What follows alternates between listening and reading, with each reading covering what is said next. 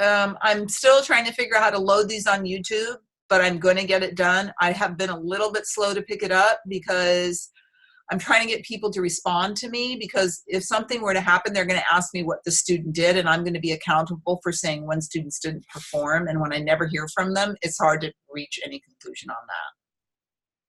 So I'm trying to get people to email me and ask for these file drops, but very soon I'm going to get these up on YouTube. And I have been invited to go to China in July, so I'm going to leave all the webinars on YouTube, and we may have to switch to another email account to email in your homeworks. But other than that, email should be about sufficient once these YouTubes are loaded. So I'm going to try and move through all the lectures before I leave, get all the webinars uploaded on YouTube, and then just try and move to email contact for the 3 weeks I'm in China. Shay, you know, you can't turn down a free airline ticket and tours and whatever you get when you end up in China. I guess they think I'm a good teacher, so they want me to come and help them figure out modern day economics. So we're going to start our sharing. We started our recording. Today, I'm going to be really honest. We're not having a lot of problems on chapter 3. So that would be assignment 2, homework 2. And then the third, chapter 1, would be assignment 3 and homework 3. I'm not seeing a lot of problems, so we're probably going to finish that up today, and tomorrow I'm going to go on with chapter 4, because 4 and 5 are a little bit gnarly. And I want to get finished so I can finish all the lectures and get them all posted on YouTube, and we can get serious about just getting this stuff done. And most of you are going to be hearing from me individually. If you haven't already. Some of you are getting started, and I promise you it's going to be easier. So we're actually having corrections come in. So as soon as you get those corrections in, and as I said, if you just get stuff in and do what I tell you to do on these reviews of the first submission, should be able to get an A in this class without much problem. And you should also actually learn something about personal financial management and how one might actually do benefit cost analysis as a consultant. So here we go. We're going to share the webinar, and as usual, do not look at my desktop because it kind of makes you sick. Let me try. I tried to get all the animation out of these things because I don't know what the deal is. So again, we're going to go over this discount rate. Some of you are still getting confused about this, and a lot of it has to do with all these different terms like inflation, nominal rate, real rate, reinvestment rate. What the heck does this all mean? So again, what does that discount rate mean? Here we go. The discount rate is really an opportunity cost of waiting. And in all cases, it's really up to the investor to decide the one they want to use. The problem is most of us in the real world of our lives don't think much about this. Even for small businesses I work with, they don't sit and think about this much. They're very consumed with just getting through the week, getting through the year with this business. But you really need to think to yourself, how willing am I to wait? And why should I wait? And what am I trying to achieve with waiting? Because a lot of us will go out and spend money on our Visa cards, and then we're sitting there for years and years paying off some lunch we had or some towels we bought. So I want you to start thinking about this, because particularly for your generation, when we're talking about these problems with Social Security, you really need to start stepping up and saying, do I really want to see this as an investment? Is it an investment? And if it is, what kind of return can I get? Particularly for me, we work in this college in agriculture, and we see agriculture being a lifestyle and not exactly a source of profitability. So we have a lot of people who didn't save because they didn't make any money farming, and then they came down with a lot of health problems due to all the sun exposure and the chemical exposure. So this is the type of stuff I'm really suggesting that you think about it, and even to the point of what you eat, how you travel. All these things are really things of, okay, am I willing to wait? Can I undertake things that will really make the world a better place, but cause me to have to wait. So these are really difficult things. And again, as we talk about sustainability, the problem with it is, as soon as we have a positive discount rate, we will never want to really wait unless we're paid. So this is going to be a bigger problem for us in the universe. And we need to think about this. In indigenous cultures, they were much more willing to wait because they didn't have this sense of, oh, we all need everything now, we all need more things, we need it now, we need youth. Back in the day, in the indigenous culture, there was a long-standing respect for elders and experience, the past and the future. And when you have this modern, homogenized sort of world, global culture, you kind of lose some of that. So that really results in an impatience. And it really affects investors' preferences. So that's kind of what we're really talking. So again, then we also have a term that comes up called the cost of capital. A lot of times when we go out in the world, we see an interest rate, and that becomes the cost of capital. So it's really the cost of borrowing money or using your own money. Using my own money is my own personal discount rate, and the cost of borrowing is what someone else is going to impose on me. But if I borrow money to do something, I better be getting more out of it than it's costing me to do it. You're not going to take out a loan at 12% and turn around and only earn 6% on it. And I've seen people do it. They don't think about it. Or I see people make decisions based on avoiding paying taxes. I, too, am a real estate investor. Like Donald Trump, I can tell you the wonders of a 1031, where this guy has basically not paid taxes in years. There's something with real estate that if you make money in it, you can roll that money into another property. So you can just keep buying properties and selling and buying new ones and not paying taxes on what you earned on the one you just sold. It's true. That's true. This is what Donald Trump does. And also when you're buying real estate, you're doing a lot of borrowing. So you're borrowing money at a much lower rate than you're earning on it. So between those two things, this is why the real estate market is attractive when it's good. When it isn't good, you lose, it comes out of your pocket, just like the stock market. So again, we're always talking about this cost and benefit. What does it cost of capital? Is it my money? It's one cost. If I borrow it, it's another cost. When it's my money, I want more than I'm paying the bank because it's my blood, sweat, and tears. It's going to come out of me if that real estate market tanks. It's not going to come out of the bank. I got to pay them all back if I'm wrong.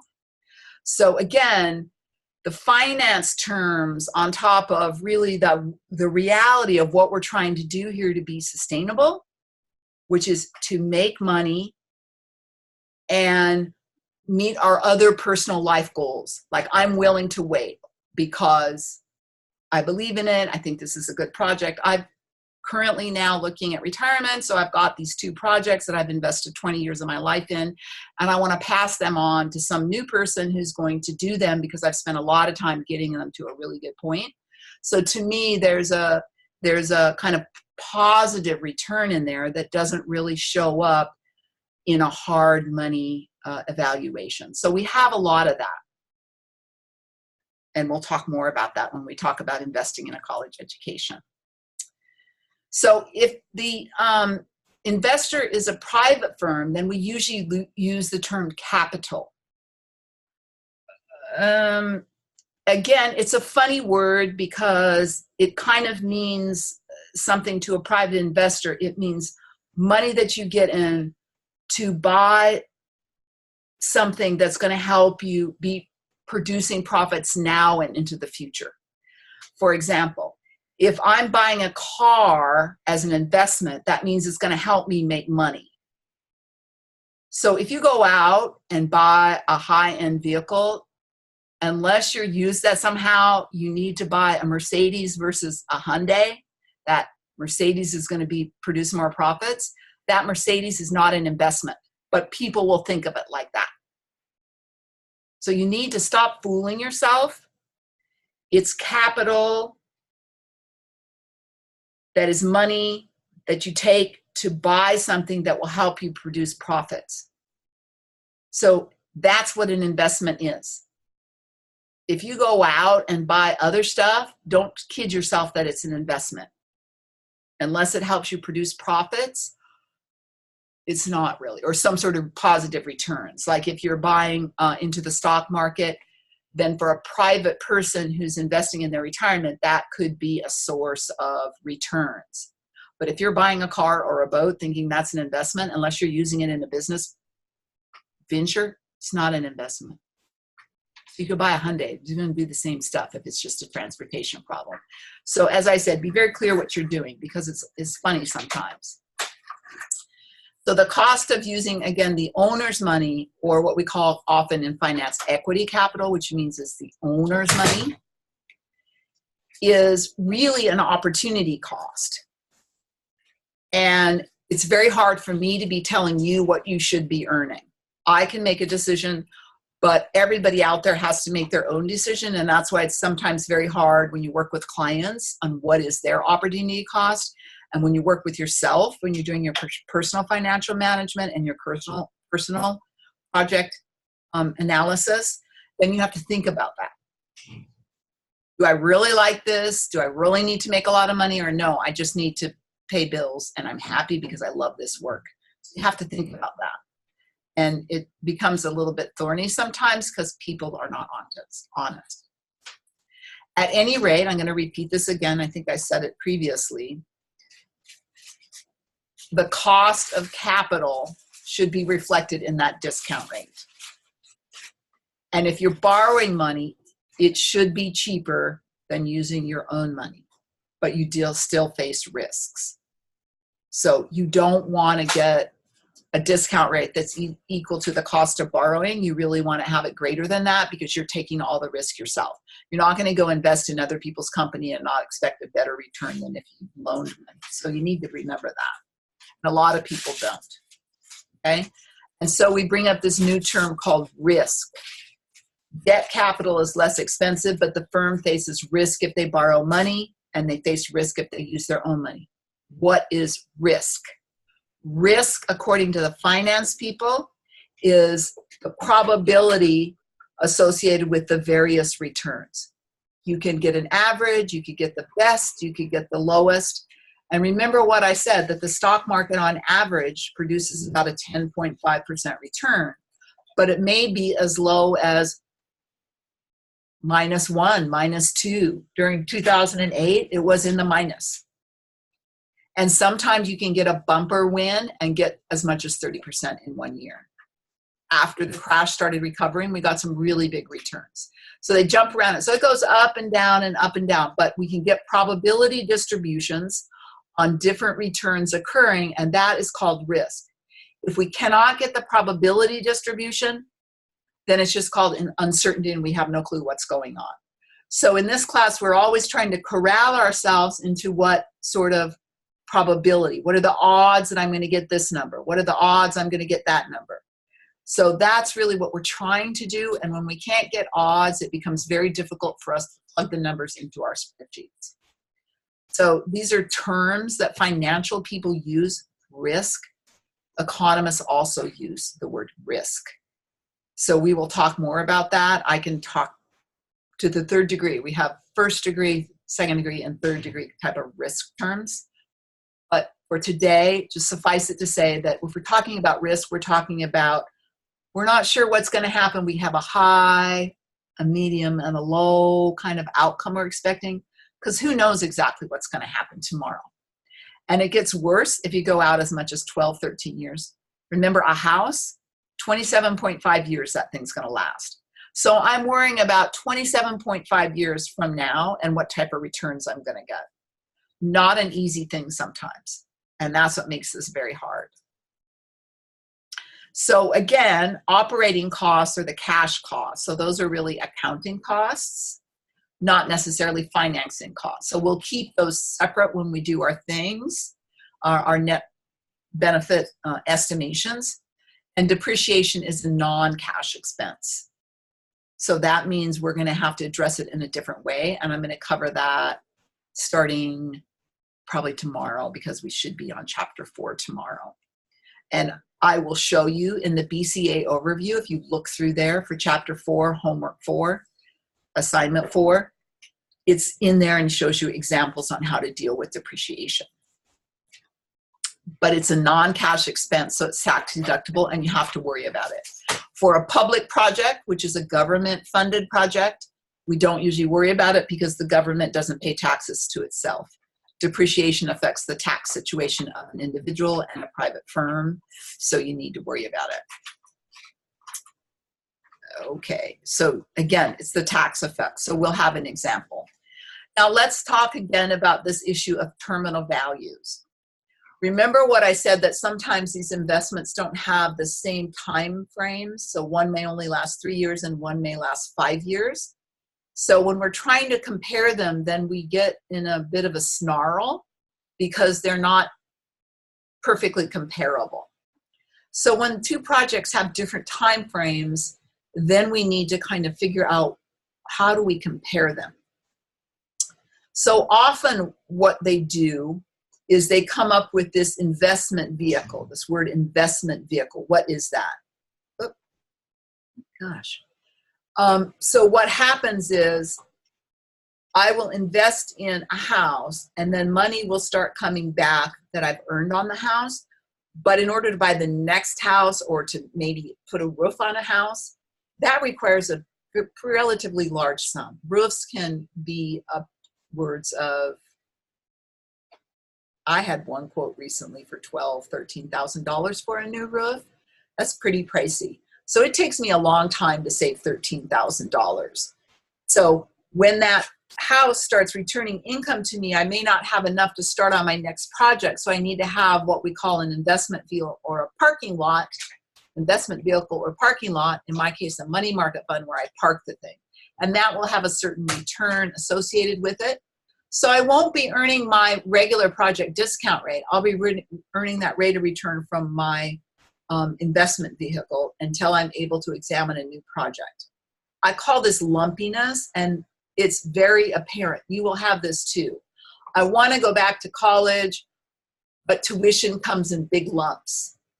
I don't earn that kind of money in a month, so I have to save up. So anytime you have to save up, then you have to start kind of assembling in this other location where it's a straight an investment issue, but it's not really a project that you're undertaking to earn profits. It's just you're putting it in a money market fund where you let someone else invest it. And that's very common. So when two projects have different net cash flows, then we want to do NPV comparisons that are more difficult to do. So here's kind of what we do. We've had this before, but I want to repeat it because people are having a little bit of problems. So if we had both of these being $1,000 projects, this one returns more in the first 3 years, and this one returns more in the past 2 years.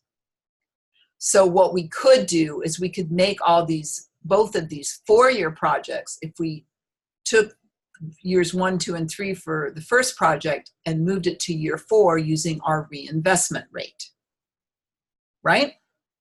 So we could do that, and then they would both be 4-year projects. The problem is if we move all this, if we take all this money in year 1, year 2, and year 3 and invest it, then that's not really a new project, but we can hold it until year 4, and it won't really be invested at our discount rate. That reinvestment rate is usually lower than the discount rate, because when you're doing a reinvestment, you're just giving someone else the money to invest for you. That's not risky. You're not putting it into a business or putting it into your own project where something could fail. You're giving it to a money market. Usually the return isn't guaranteed, but the money is never lost. When you talk about deposit insurance, that is in fact meaning that the money you give them insured. The return is not necessarily insured. When you do a CD where you promise that they can have the money for 3 years, that return may be guaranteed. But when you do something like, oh, I just deposit in my savings account, there might be a short guarantee that you'll get an interest rate, but not in the long term. Also, some of us invest in savings and loans or credit unions. I'm a firm believer in credit unions. Credit unions are cooperatives. They're not banks. Banks borrow the money to people. You loan them the money and they loan it out to others. So there's a lot of borrowing going on. They borrow from you when you make a deposit and they loan it out to someone else at 3 times the rate they're paying you. But if you put money in a credit union, you're an owner. So you get a better deal because you're expecting a higher rate of return being an owner. So when you deposit in a credit union, often that interest rate is not guaranteed unless you get a certificate of deposit or something with a guarantee. So this is some of the stuff we have to think about when we're looking at reinvestment rates. For me, T-bills are usually the risk-free, highest risk-free you can get, or a really good money market that is on index funds where you don't have to pay a manager to make decisions. They just invest in a certain spread of stocks, and those will return on average what the stock market returns. That's a good job, actually, because then you don't have to pay some guy to sit there and think. History tells us that these money market managers never really outdo the portfolio approach where you just pick a group of stocks and you just try to balance across all different types of industries, and you'll come up with the average. Because they've analyzed the risk across all the industries and it's all balanced. So that's kind of important to know when you start to make these decisions. So if we were to move everything to year 4, right, because we were going to move everything to year 4 here. Okay. How many people do you expect to attend the seminar? 5, 6. 5 or 6. Okay, I'm setting up the chairs. Oh, don't worry about that because we can rearrange it the way. Okay, so again, what were we doing? We're going to put everything in year 4. So we could directly analyze. So here we go. We've moved everything in year 4. So the first project, we moved this $500. And then we moved the next round of money. You see, so we had several moves that we did. This one, then we moved this one, then we moved this one. So in year 4, we got this amount, 1439.81. So this was year 1 to year 2. So we just moved year 1 now to year 2 because we're in reinvesting at 5%. So year 1 now goes to year 2. That's equation 1. Then what's here, which is 925, which is this first year moved to year 2, plus what was in year 2, the 500 in year 2, which is here, is now moved to year 3. So this is the equation that moves all this stuff to year 3, year 3. Then we move it to year 4. Boom. And that's how we get the 1439. Then the second project, we only have to move 2 years, right? Because we've got an 800 in year 3 and an 800 in year 4. So the 800 in year 4 is already in year 4. We don't need to move that. So we've just got to move this 800 from year 3. So there's this 800, and then this is the interest we earn from moving that 800. Just like in year 1, this is what we got in year 1, and this is the interest we earned from moving from year 1 to year 2. This is what we got in year 2, and this is the interest we got moving from year 2 to year 3, and this is the interest we got moving year 3 to year 4. So when you enter these equations, it's a little bit like inflation calculator. The formula is the same. The formula is the same. So if you think of it that way, that you're just really moving it forward in time, and that reinvestment rate becomes like an inflation rate, then but you're moving all the money out. You're not leaving it in year 1, you're moving it out to year 4. And here's the formulas in real time so you can see. And when you look at it this way, it's very clear that because they cost the same, that the second investment is the best option. It produces the best results. Because every time you get profits from that investment, you invest it in your reinvestment rate, which in fact I do in my business. I put it all in my money market. And then it sits there and collects money until I'm ready to buy the next thing. And then I can look at the new project. And then it's a new project. We're not looking at these 2 projects. I'm on to my next one. So that's what it looks like. Now, if in fact the year 0 numbers were not exactly the same, we'd have to move all the year 4 stuff back to year 0. And we could easily do that and get an MPV. Easily do that and get an MPV. Or an IRR, either way. But you can definitely do the MPV, which you would have to do if in fact the costs in year 0 were different. You couldn't really tell which one was better. Or you could do an IRR, which really counterbalances some of the negatives of IRR, that it says, oh, everything was reinvested at this rate. If you move everything this way with the proper interest rates and then do the IRR and put zeros in all these other years, you'll actually get a closer estimate to what the internal rate of return is and not have this funny assumption that we don't like, that everything is always invested at that IRR. So that kind of helps. Just so, because there's a reinvestment assignment thing on homework or assignment 2, so I want you to remember what that looks like. Now let's get ready for the old going to college example and all the stuff in assignment and homework 3. Okay, so let's review opportunity cost. Again, what is it? It is what you give up when you do not pick the next best alternative. So you have 2 alternatives. Remember yesterday it was I can sleep or I can go to class. What's the cost of sleeping? Missing class. What's the cost of going to class? Giving up sleep. And it's described initially qualitatively just like that. Then you're going to try and price that. Eventually, you're going to start with just making a list. So you start here with my suggestion. We just make a list of everything you give up. And then you start looking at, okay, so what did I really end up here with in terms of stuff I can plug into my net present value analysis, which means I got to have numbers. So let's just go ahead and look at this college example. So you're thinking about going to college. What are the benefits of going to college? Well, you're going to make more over your life. The question then becomes, if I go to college, how much more will I make versus my next best alternative of working? If you tell me that, oh, if I go to college, and I think the studies show that you make $15,000 more a year, or $20,000 or more, maybe not in the beginning, maybe the beginning you only make $5,000 more a year. But every year you're gonna make more and more and more. So that would be the net positive of making more over your life. So every year, how much more do you make if you go to college? That's a net benefit of college. Now, look at these other benefits. You meet people. Some of my best friends I met in college. I mean, I'm going to be honest. They kicked me out of college. I would have been happy to be in college the rest of my life. I loved college. Was always paid to go to college. Never paid over $60 in tuition in my entire life, and rarely paid for books.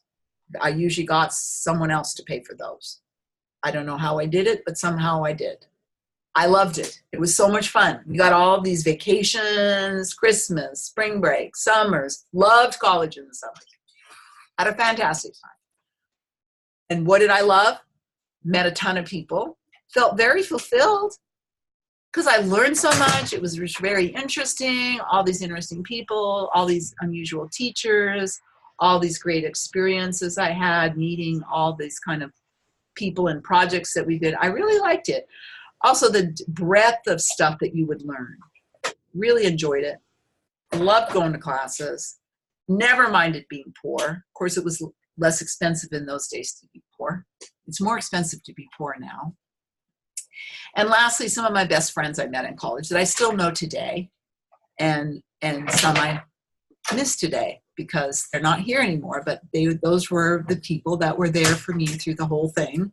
And so I look very fondly on that and some of the best times of my life. So I have a lot of benefits of going to college, but the only one I can really quantify is how much more I'm going to make every year. So when I'm doing a discounting, how much more am I going to make over my working life? That's what I'm going to put into a positive benefit. And then what are the negatives, the costs of going to college? Well, we got a ton of tuition. And if you're going to an Ivy League school, this is one of the big kickers. Tuition at an Ivy League school, what is it? It's at Harvard and all these, what, $45,000 a year, I think. What is UH's is like $18,000 a year, unless some of us are employees and we don't have to pay. But I mean, there's a big spread in tuition. And do you pay your tuition after the fact or at the beginning of the fact? So you have to pay tuition before you get to go to school. So this is kind of a problem. This is kind of a problem. So you got to load it into your Excel spreadsheet as a cost over 4 years, but it starts in year 0, right? And it goes for 4 years. You don't pay it after the fact. When you get a paycheck, you get it after the fact. So your benefits from going to college are not going to be realized until year 5, right? Because you're not going to start working and get that paycheck till year 5. So you're going to have a lot of outflow in years 1 to 4. And on top of it, right, because tuition and books, we can put money values on this stuff. Then you got not working, right? So you're giving up a large amount of money. Like, what do you make working? If you're working, that's a lot of paycheck every month that you're not going to get because you're in college. So that's another cost that you'd be giving up. It's an opportunity cost, but it's one we can actually put a dollar figure on. So you need to do that. And lastly, less work experience. Well, help me spell experience. But that's one we cannot put a dollar figure on, actually. Because how do you actually try and quantify that? So that would be difficult, but you can put a dollar figure on tuition costs and not working. And in the homework problem, I think it lays that out for you and it tells you, okay, so over a span of your whole career, how much is that college degree going to add? And I just got to tell you, it varies. I was talking to my son yesterday, who as I've said, is a high-end software developer. He was talking to someone who had an MBA. My son has a master's in accounting and a bachelor's degree in cinema and television from USC, which is in fact the best program in the world. Fortunately, we didn't have to pay much tuition due to his ability to attract tuition breaks. But he was saying, oh, I have a friend that only makes like $45,000 a year and has an MBA, but I, with this master's in accounting, make like 3 times that much. And I'm saying, yes, well, again, it depends on what that opportunity is with that college degree. So you have to think about that when you're starting to look at these sorts of decisions. I'm not sure people do. And I think you'll also notice that we have some controversy in this area when it comes to social equity. We have this idea that people should be making a living wage. In my day, we saw fast food places and these minimum wage jobs as starter jobs, and that we would gain skills and we would move up. That was kind of the notion we all had. I don't know, maybe if that's not possible now, but a starter job wage, and then you move up as you get more skills. And I think one of my son's friends started out at McDonald's, and by the time he was 19, he was a manager at his local McDonald's and was getting benefits and making a pretty decent salary. But for some reason, I think in America now, we don't either have the ability to move up or the mindset that we should be looking for opportunities to move, which may mean relocation or training. But either way, we now have a lot of interest today in saying, well, we need to pay people a certain amount, and it would not necessarily be related to their market skills and abilities. And the reason why I'm bringing this up is that we're going to make different salaries depending on what we do. And most undergraduates, I think the biggest return from an undergraduate degree goes to engineers, because they're very highly trained. They have a very specific skill set. If you do something like, oh, I'm going to major in sociology, not a great skill definition there, not really clear what you're going to do, not clear exactly what the job is.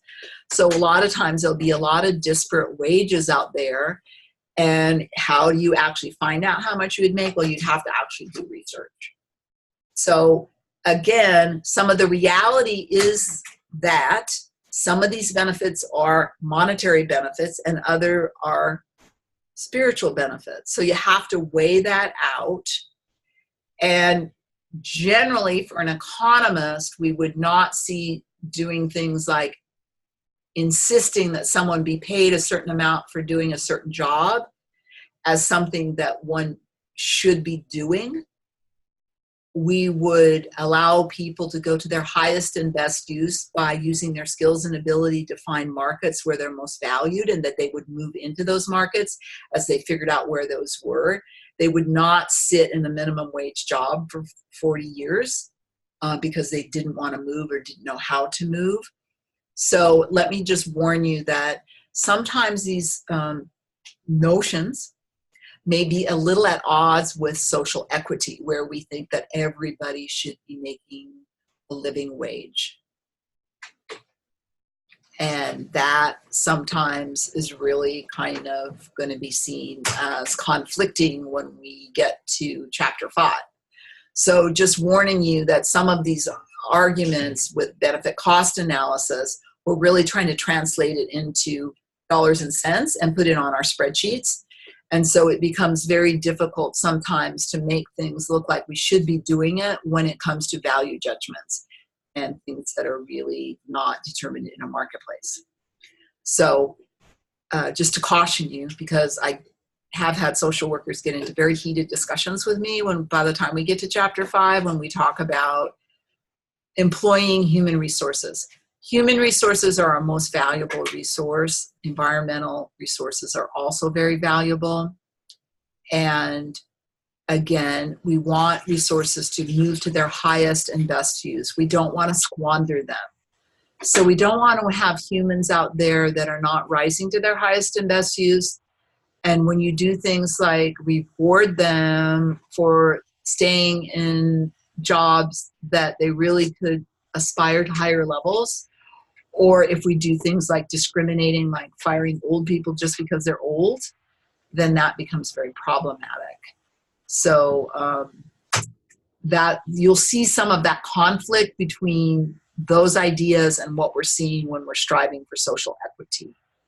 So I think at the end of the game, my belief is that we should all be improving our skills and ability. That will help us feel better, be more fulfilled, and also should likely give us a return in a marketplace, because you're really being used at your highest and best use. And only you know what that is. You know what you're good at. You know the market out there. So you have to make a decision like, okay, so what if I want to just make money, what do I do? Or I may want to sacrifice some money to get something that makes me feel good. So at the end of the day, you will find in your homework that college may not be a very attractive investment. But for me, it was very attractive because of these non-monetary benefits that made me feel good, and I really had fun. And maybe I didn't go in the highest paying career. I probably would have done much better in the private sector, but at the end of the day, I didn't pay that much for it either.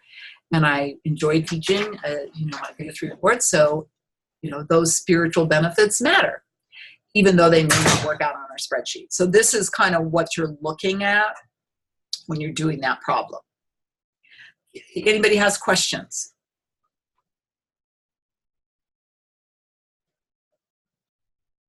Not right now. Okay, so I'm going to look at yours, Keith. And we have some submissions. So I'll be getting to grading. I'm also going to really try to get to YouTube in the next couple of weeks. And I'm sorry about the China trip, but can't cancel a free plane ticket. So plus I'll get a 10-year visa. Visa good for 10 years is nice too. Okay, so I'll post this, and everybody just keep trying. And then if you have any questions, do ask them on email. And tomorrow I'm gonna start moving on to Chapter 4 because I just want to get these PowerPoints done. And I'm going to be really honest, I'm not getting a lot of kickback. So I'm assuming everybody's either not doing anything or you're figuring it out. I think sending out these webinars or addressing most people's problem or I'm handling it as it goes along. So we're going to go ahead and stop sharing. And if no more questions, we're going to end the meeting. Okay. See you tomorrow. Okay. Bye, everybody.